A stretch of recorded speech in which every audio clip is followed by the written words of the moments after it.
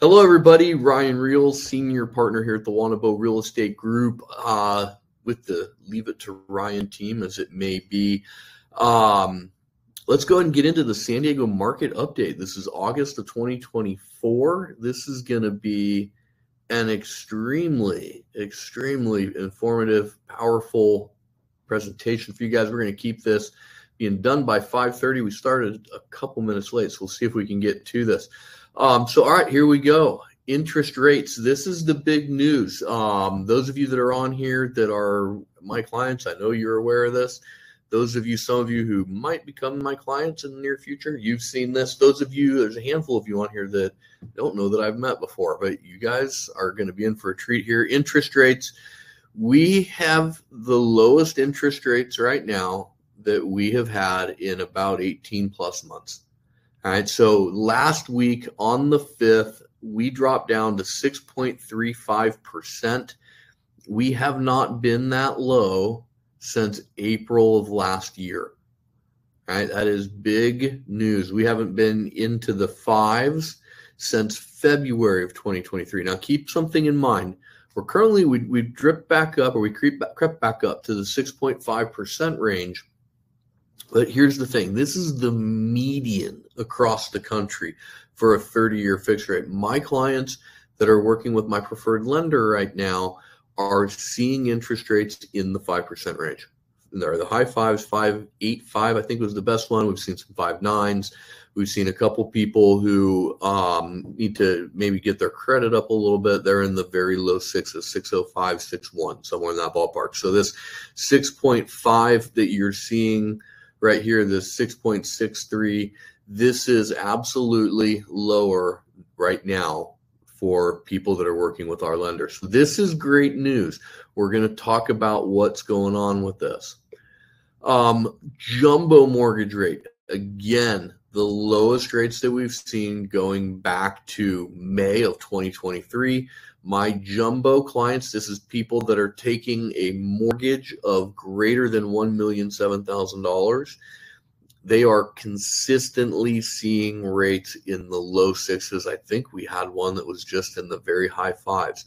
So this is wonderful news. This is great for home buyers. This is great for sellers that have been rate locked, as it may be. So great news, and I think we're going to have even more of it to come. So let's go ahead and kind of look at this. These are the slides that we've been putting up for a while, the odds of a Fed rate cut. It's just like betting on sports. All right, there's a lot going on the screen, so stay with my little cursor here. There is no August meeting. All right, no August meeting scheduled for the Fed. There is a lot of talk, though, about an emergency rate cut of maybe a quarter point, 25 basis points, somewhere next week, the week of Monday the 12th. This is a headline pulled off of CBS News, a couple days old, but could the Fed enact an emergency rate cut before its next meeting? There is a possibility. There is a possibility, right? So what drove this? What happened here? We've had inflation coming down there. No one's been doubting that. It just hasn't come down far enough for the Fed. We know that that's an indication that the economy is getting stronger, weaker, sorry. We also know, though, that we're looking at the jobs market, and as the jobs reports are getting worse for jobs, that is better for the mortgage rates. That's better for home buyers. We have seen a continued string of good inflation reports and another continued job report showing that the increase in jobs is slowing dramatically. And that is good news for people that are looking to either buy or sell a home. All indications are in line with this, that going forward, we're going to be looking at a rate cut or more than one. So in September 18th is the meeting. There is a 93.3% chance of a 25 basis point or BPS cut. That's 0.25%, a quarter point. There's an 84.5% chance that we're going to see a 50 basis point cut. That's a 0.5%. When this happens, interest rates are going to drop again. There's no doubt about that. Banks will price this in to their interest rates ahead of this. So we're going to keep an eye on the CPI reports, the PCE reports. Those are inflation, consumer price index, producer price index. We want to keep an eye on the jobs reports.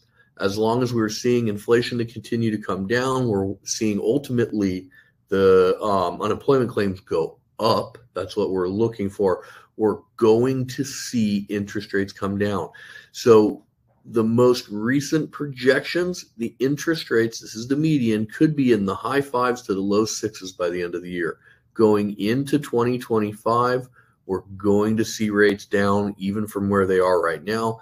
The Fed is meeting again in November and again in December, and then they start their regular schedule again in January. So we have a very, very real potential of seeing rates down into the 5s and the median of the rates down into the 5s, which means our clients are going to be down into the low 5% range.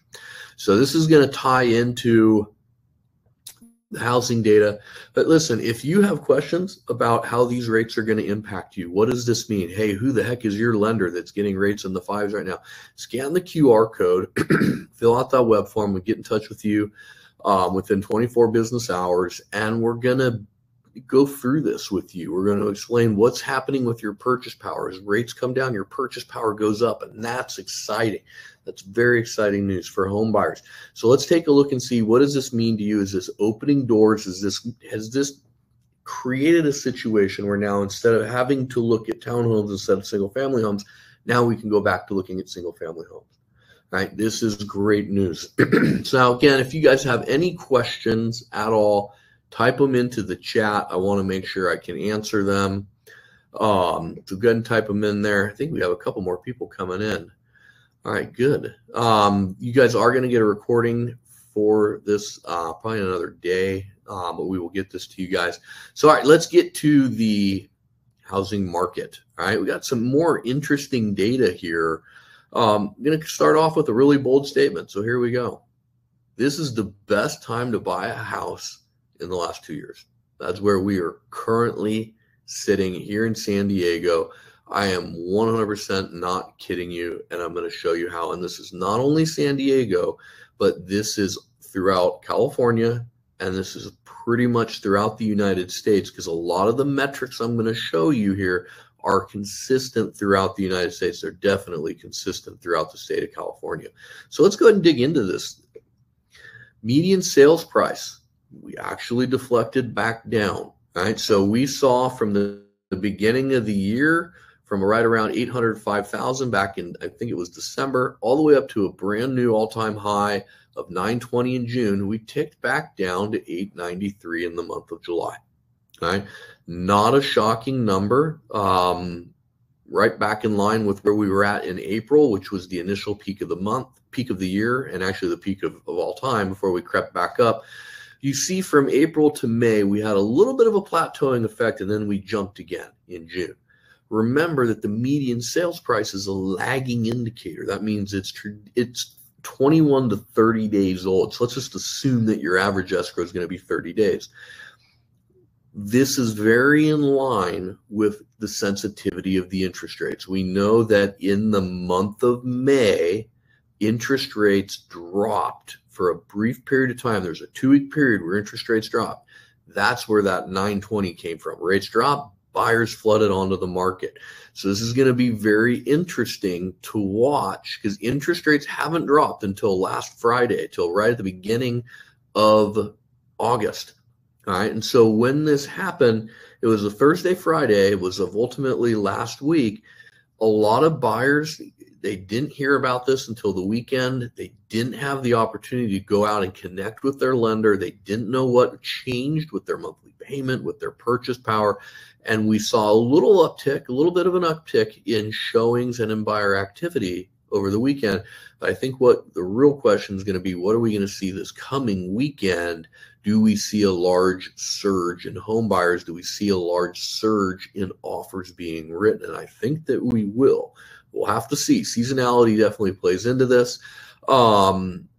Speaking of the seasonality part of this, we know that traditionally, once pricing hits the peak for the year, it normally doesn't go up above that. Again, it normally slides down somewhat gently, sometimes abruptly, down through the holidays. So November and December.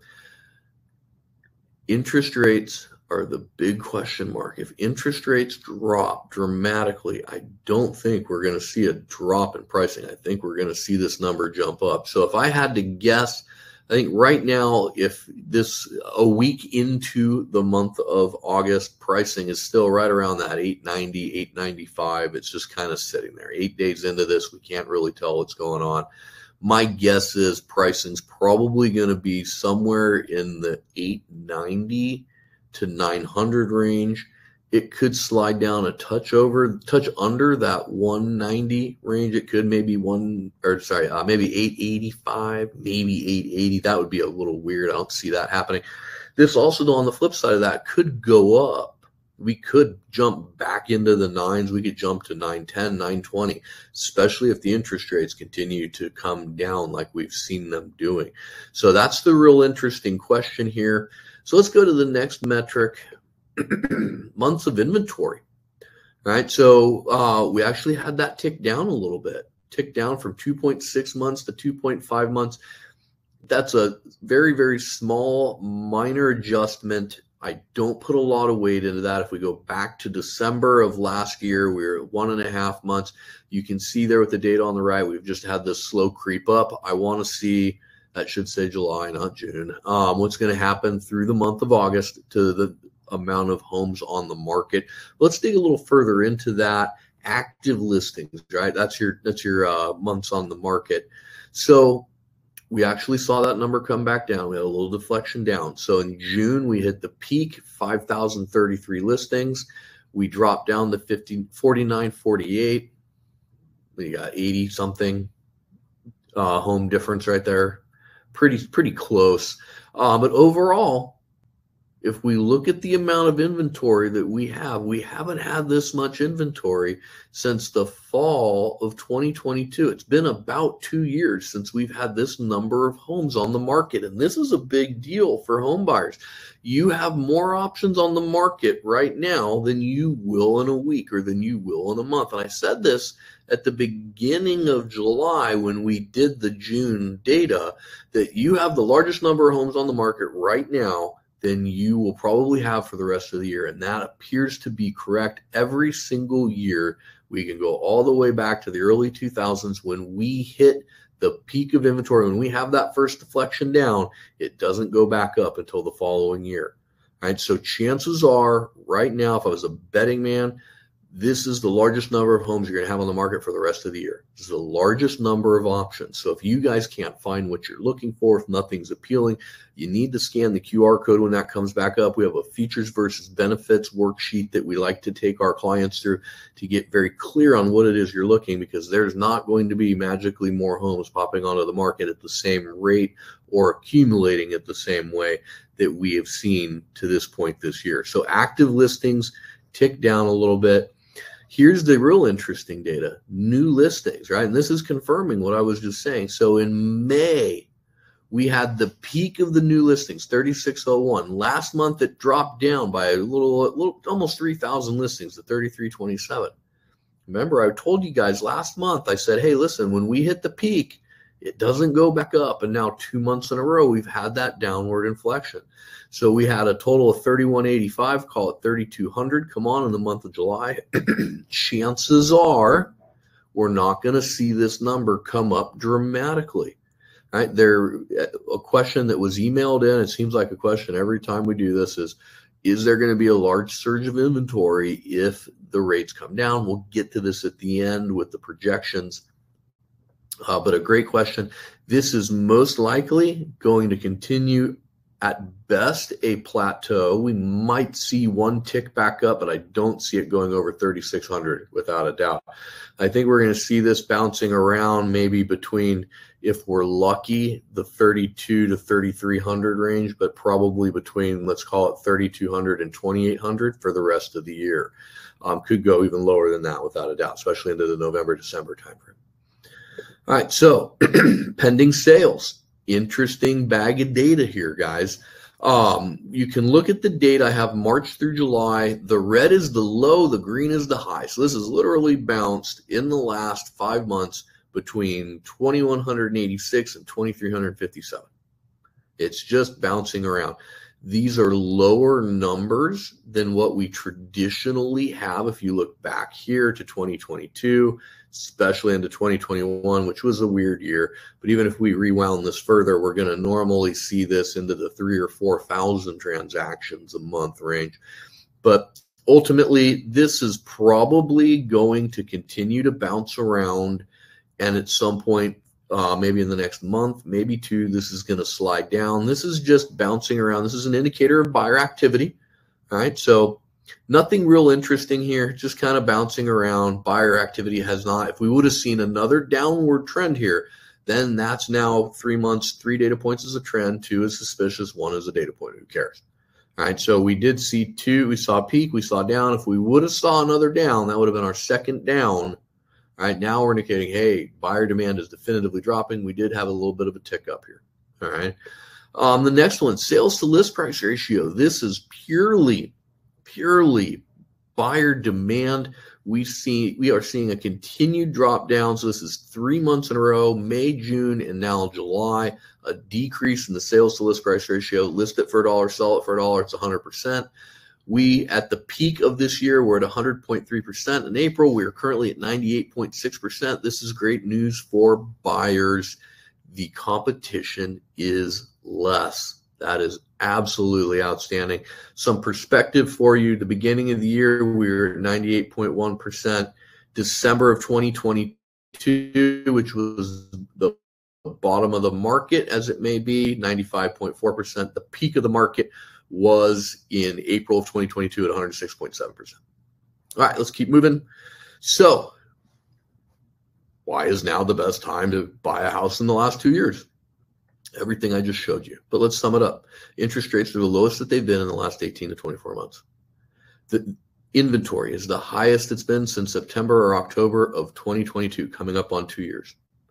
Prices appear to be either plateauing or potentially softening. These are the 3 largest complaints I've heard from some of you on here and from a lot of other people I've spoken to about why they're not jumping into the market, why they haven't jumped into the market earlier this year. It's interest rates are too high. I understand that. I don't begrudge a person for wanting a lower interest rate. Inventory is too low. There aren't enough homes. There's nothing on the market. It's been true. Now it's not. We have the most number of homes on the market that we've had in almost 2 years. Prices are too high. The prices are too high. Prices have gone up. Absolutely. They have now started to tick back down. All right. So we are on the precipice of what could be another tick back up in sales price. If rates come down, the price will go back up. There's no doubt about that. So that's why. Pretty simple. All right. So let's get into some projections. What are we looking like here as we are getting into the last 2 months of Q3, and then we're going to be into Q4. Interest rates. Interest rates are, we've talked about that. They're on their way down. As rates come down, more buyers are going to come on the market. I think that will defy seasonality. It will defy the election season traditionally that we see a slowdown. I think when rates come down, the buyer activity is going to pick up. When the buyer activity picks up, pricing is going to go up. Even though we have just under 5,000 homes, we have a lot of pent-up buyer demand. There's a lot of buyers sitting on the sidelines right now. If we see rates down into the 5s, which my clients are currently seeing, there's a very real possibility that there's going to be a lot of buyers coming back onto the market. We start burning through those 5,000 homes that are on the market. Buyer competition. If rates come down, buyer competition is going to increase. It's very simple. It's very, very simple. If rates stay where they're at, they stay between, let's say, 6.3 and 6.6, where they're at right now, I don't know that buyer competition shoots through the roof. All right, but here's the thing that you got to keep in mind. A lot of the people that are sitting on the sidelines, they're looking at that median number. They're not on this call, right? Some of you are. I recognize a couple of you. But you know what? The majority of the other people that would be competition, they're not tracking what's going on. They've thrown their hands up in the air. They're sitting on the bench, and they're not willing to even look at the data of what's happening. By the time that rate news is passed along to them, it's going to not be too late, but they're going to simply just be into the holidays, and they're going to miss this opportunity with lower rates. Inventory. Right? We have the most number of homes on the market right now that we will more than likely have through the rest of the year. That's simple. We know that inventory always picks up when we get back into January, but you have an opportunity right now at the beginning of August. There are more opportunities on the market right now than there will be for the rest of the year. There are going to be a lot of people who are simply going to wait for 2025. All right. Median sales price, again, tying into interest rates and buyer competition.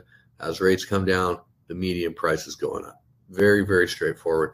All right, we're almost going to be done by 5:30. All right, if you want to dig further into your specific situation, whether you are a buyer, whether you are a seller, whether you're someone who has to sell in order to buy, scan the QR code. I'd be more than happy to hop on a short phone call with you, answer some questions for you, and get you pointed in the right direction. So let's see what we have for questions that have been sent in. We had a handful that were sent in ahead of time.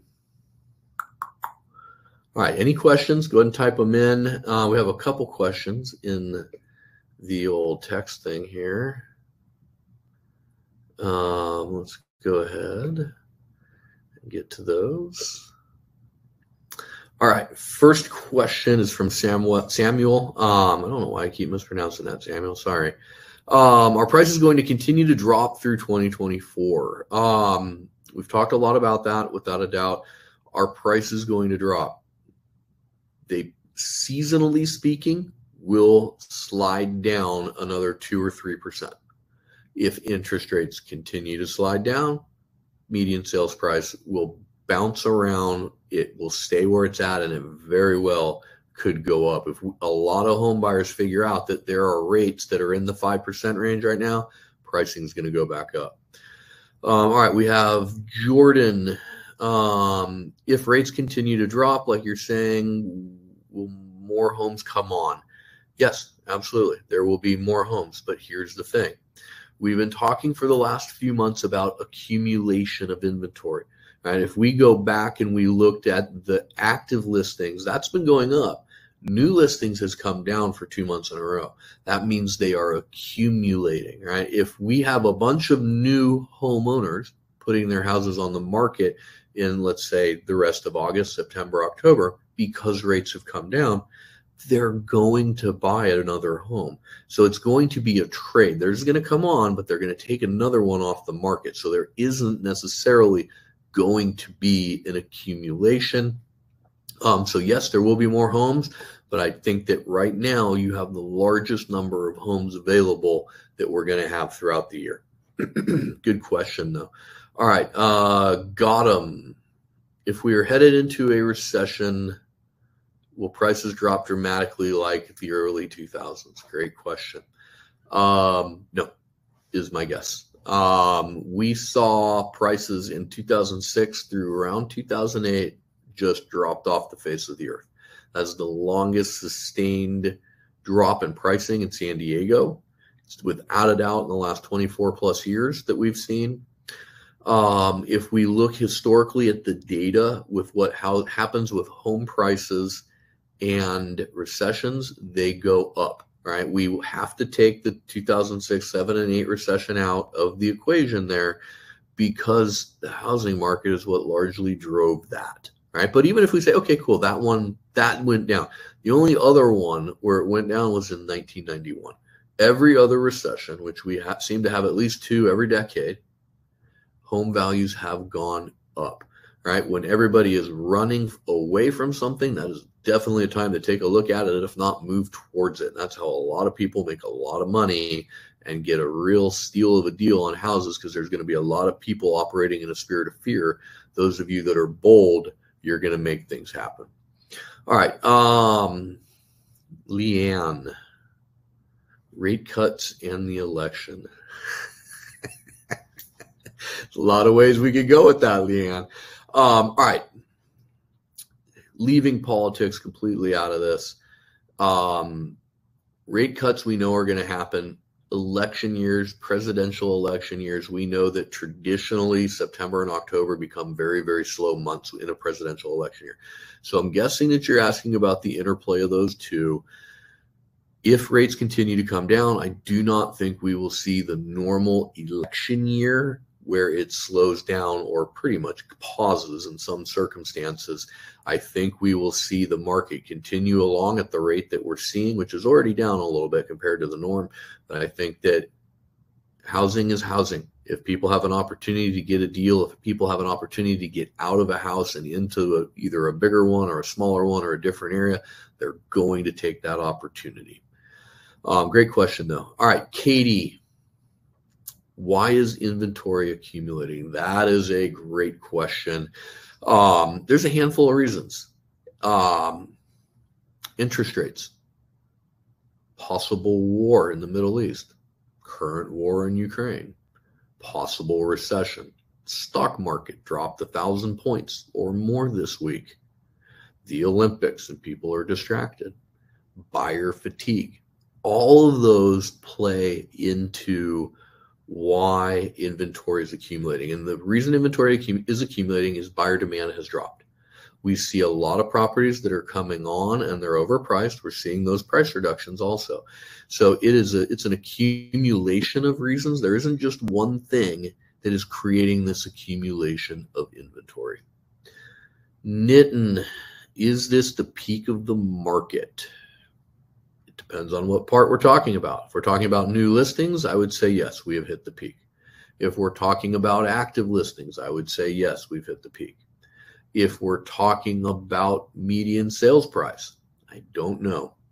I have a feeling that if rates come down, the median sales price is going to go up. So traditionally, the market, the peak of the market is determined by sales price, not the number of homes on the market.